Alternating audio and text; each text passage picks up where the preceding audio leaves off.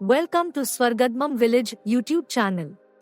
Today concept భవిష్యత్తులో భారతదేశం అభివృద్ధి చెందడానికి కారణాలు. భవిష్యత్తులో భారతదేశం అభివృద్ధి చెందడానికి అనేక కారణాలు మరియు అవకాశాలు ఉన్నాయి. ఈ అభివృద్ధి ఆర్థిక, సామాజిక, సాంకేతిక మరియు పర్యావరణ రంగాలలో సమగ్రంగా సాధ్యమవుతుంది. ఈ క్రింది కారణాలు భారతదేశం యొక్క భవిష్యత్ అభివృద్ధికి దోహదపడతాయి. 1. జనాభా మరియు యువ శక్తి డెమోగ్రాఫిక్ డివిడెండ్.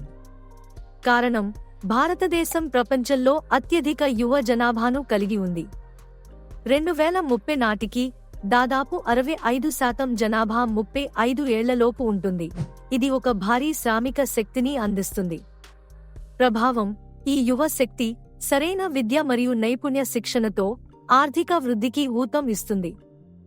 స్టార్టప్లు, టెక్ ఇన్నోవేషన్లు మరియు పరిశ్రమలలో ఈ యువత గణనీయమైన పాత్ర పోషిస్తారు.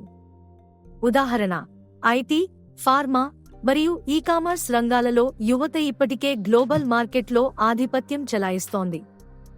2. సాంకేతిక పురోగతి మరియు digitalisation technological advancements and digitalisation.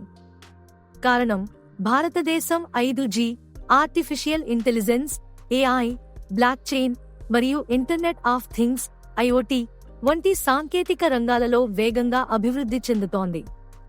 2024లో సగటున ఒక్కో వ్యక్తి నెలకు 27.5 గిగాబైట్లు డేటా వినియోగిస్తున్నారు మరియు 2030 నాటికి ఇది 50కి చేరవచ్చని అంచనా.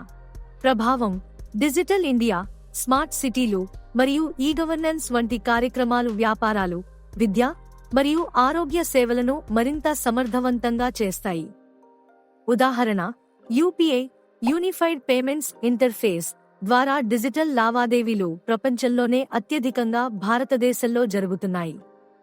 3. ఆర్థిక సంస్కరణలు మరియు పెట్టుబడులు ఎకనామిక్ రిఫార్మ్స్ అండ్ ఇన్వెస్ట్మెంట్స్.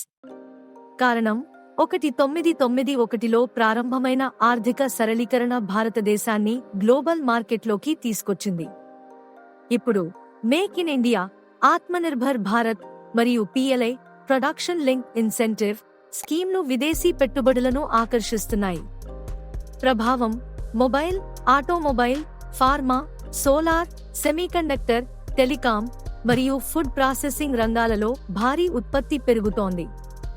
2026 నుంచి 27 వరకు నాటికి భారతదేశం $5 ట్రిలియన్ ఆర్థిక వ్యవస్థగా మారే అవకాశం ఉంది.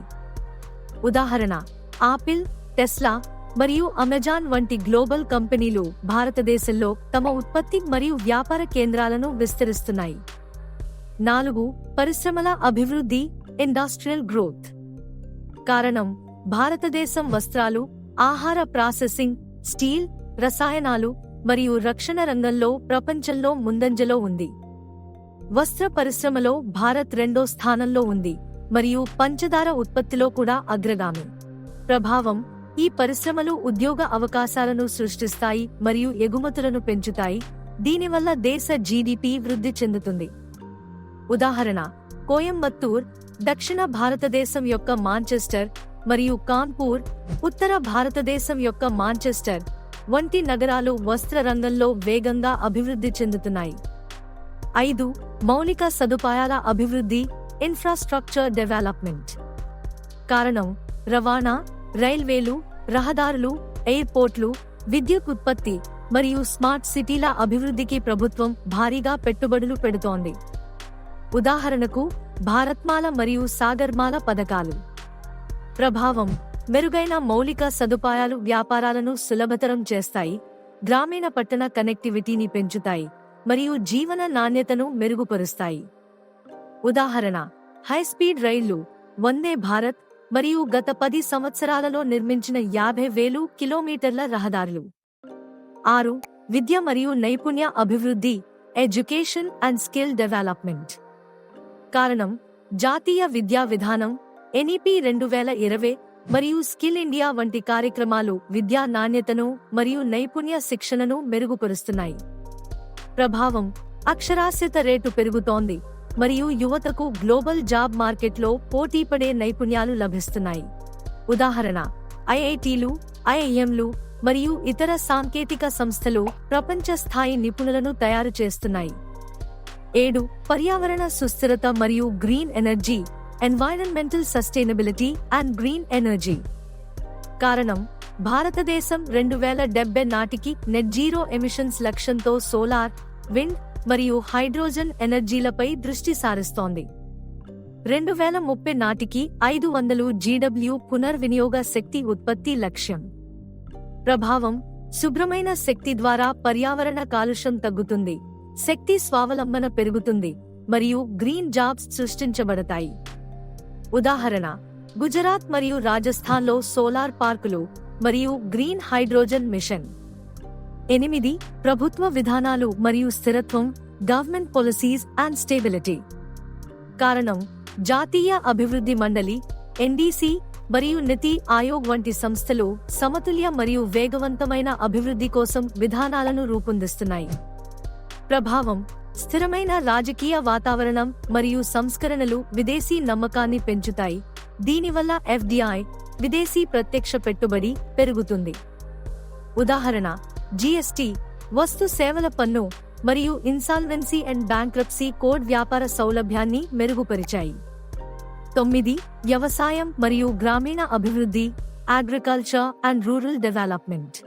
కారణం, వ్యవసాయ రంగంలో ఆధునిక సాంకేతికత, డ్రోన్లు, AI ఆధారిత విత్తనాలు మరియు గ్రామీణ మౌలిక సదుపాయాల అభివృద్ధి, ఇంటర్నెట్, రోడ్లు ఉత్పాదకతను పెంచుతోంది.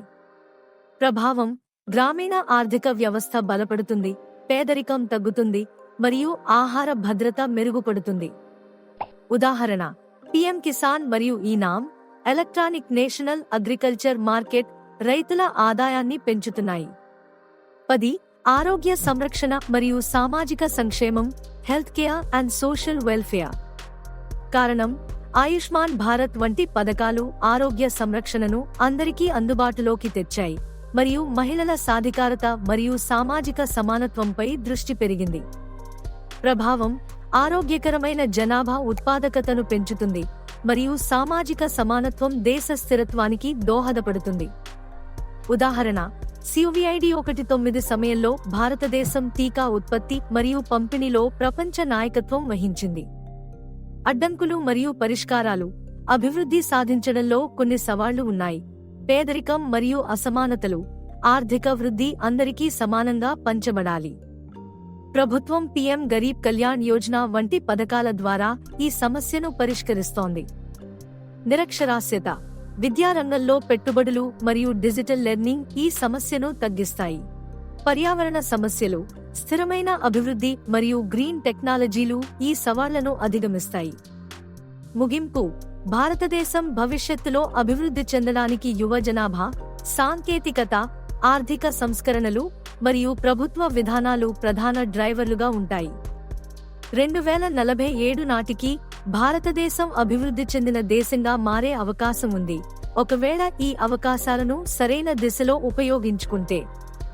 సమతుల్య అభివృద్ధి, సామాజిక న్యాయం మరియు స్థిరత్వం ఈ లక్ష్య సాధనలో కీలకం. Please like, share, comment, subscribe. స్వర్గద్మం విలేజ్ యూట్యూబ్ ఛానల్.